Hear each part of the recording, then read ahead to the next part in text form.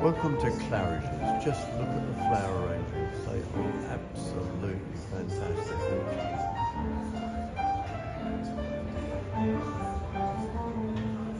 Just the roses alone in the bottom of it. Roses and hydrangeas in the green.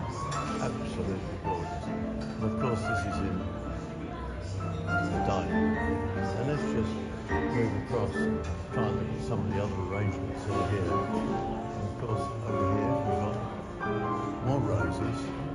We've got orchids in there. It's interesting how orchids, the green orchid with lovely throats of purple and mixed in with hydrangea in the green. I don't know whether Annabelle that are grown, but it's fascinating. Claridges really go to town on their flowers.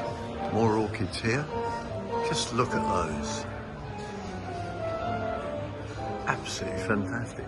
I wonder who does the flowers here at Claridges, because they really are rather spectacular. And in fact, the same theme follows through here as well, with roses following through. Again, hydrangeas, and mirrored this way as well. Some gorgeous open roses in there as well. Absolutely fantastic. And here's interesting, because you don't think of using something you grow in your garden, Eleagnis ebingii, grown in your garden, but look at it. And there's the seed buds on the top where the flowers are finished, and beyond it, more orchids. So they are. Claridges really know how to put their flowers and plants together to give a fantastic effect.